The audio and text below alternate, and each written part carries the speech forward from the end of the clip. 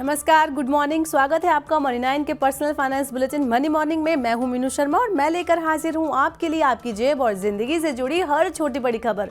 तो चलिए बिना देर करे शुरू करते हैं आज का खबरों का सिलसिला। मध्य प्रदेश और गुजरात देश के ऐसे राज्य हैं जहां पर ग्रामीण मजदूरी राष्ट्रीय औसत के मुकाबले बहुत कम है।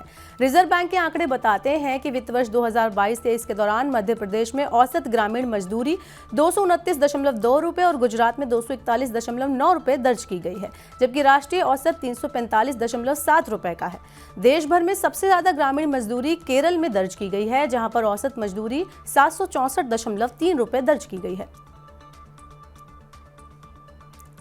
राष्ट्रीय राजधानी क्षेत्र परिवहन निगम यानी NCRTC ने एक सुविधा की शुरुआत की है, जिसके माध्यम से नमो भारत ट्रेन के यात्री अपनी मोबाइल एप्लीकेशन का इस्तेमाल कर स्क्रीन पर सिंगल टैप के साथ QR कोड के माध्यम से टिकट बुक कर सकते हैं।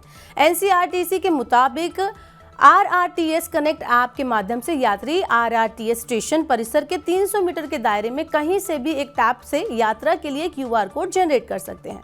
NCRTC ने बताया है कि सुविधा से यात्री को अपने गंतव्य स्थान तक पहुंचने के लिए QR कोड पाने के लिए ना तो ऐप में गंतव्य स्थान लिखने और ना ही यात्रा के लिए पहले से टिकट बुक कराने की जरूरत होगी।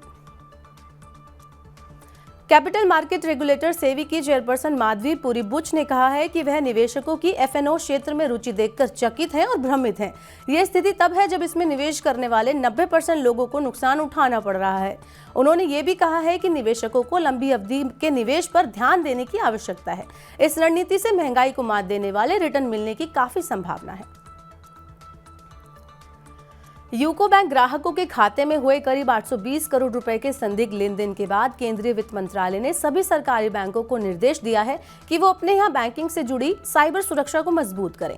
हाल ही में यूको बैंक की IMPS व्यवस्था के जरिए बैंक ग्राहकों के खातों में 820 करोड़ रुपए के गलत लेन देन का मामला सामने आया था।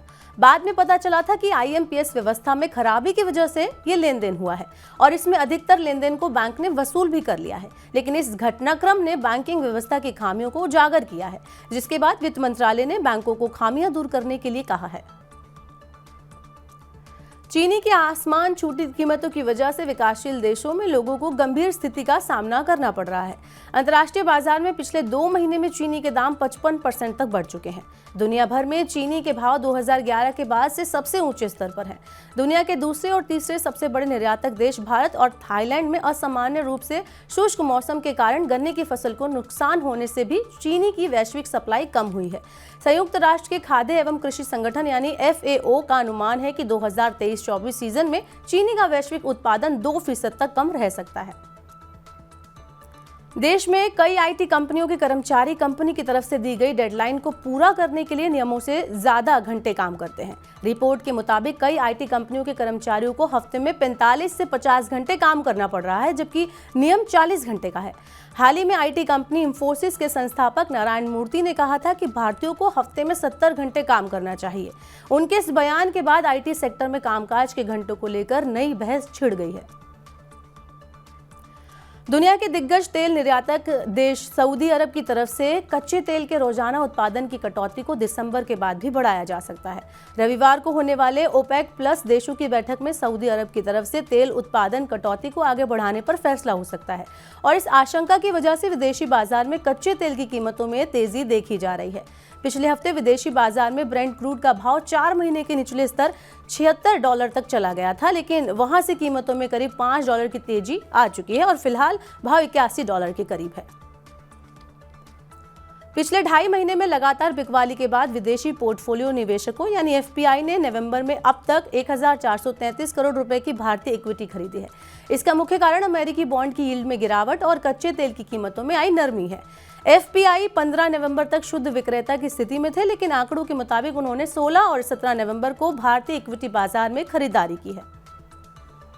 सेबी ने फिजिकल शेयर होल्डर्स को बड़ी राहत दी है। सेबी ने फिजिकल में शेयर रखने वालों के लिए नियमों को आसान बना दिया है। इसके तहत पैन, KYC विवरण और नॉमिनेशन के बिना शेयर पर रोक लगाने की जरूरत के प्रावधान को खत्म करने का फैसला किया गया है।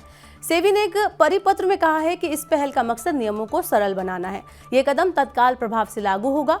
रजिस्ट्रार एसोसिएशन ऑफ इंडिया और निवेशकों से सुझाव मिलने के बाद ये फैसला किया गया है।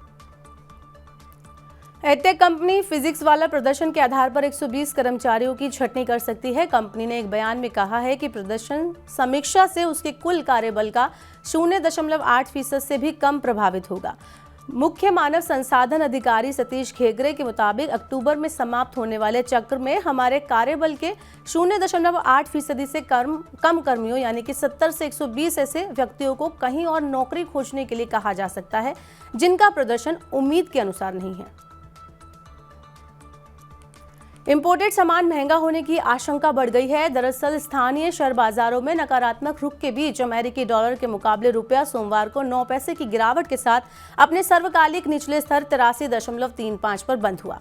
विदेशी मुद्रा कारोबारियों ने बताया कि विदेशी कोषों की सतत निकासी ने स्थानीय मुद्रा की धारणा को प्रभावित किया है। डॉलर के मुकाबले रुपया 83.25 प्रति डॉलर पर खुला। और अब वक्त हो गया आज की आखिरी खबर का। बात करते हैं आखिरी खबर की, तो स्थानीय शेयर बाजारों में सोमवार को लगातार दूसरे कारोबारी सत्र में गिरावट दर्ज की गई। उतार चढ़ाव भरे कारोबार में 30 शेयरों पर आधारित सेंसेक्स 139.58 अंक की गिरावट के साथ 65,655.15 अंक पर बंद हुआ। वहीं नेशनल स्टॉक एक्सचेंज का निफ्टी भी 37.80 अंक फिसलकर 19,694 अंक पर बंद हुआ। तो फिलहाल आज के मनी मॉर्निंग के बुलेटिन में बस इतना ही। अपने काम की जरूरी खबरें देखने और समझने के लिए सब्सक्राइब करें हमारा यूट्यूब चैनल। वहीं पर्सनल फाइनेंस से जुड़ी खबरों को पढ़ने के लिए हमारी वेबसाइट www.money9.com पर विजिट करना ना भूलें। यहाँ पर आपको 7 भाषाओं में पढ़ने को और समझने को मिलेंगी पर्सनल फाइनेंस से जुड़ी तमाम खबरें। वहीं खास कार्यक्रम आप देखना चाहते हैं तो मनी 9 के ऐप को जरूर डाउनलोड कर लें। फिलहाल के लिए इतना ही। बने रहिए मनी 9 के साथ। नमस्कार।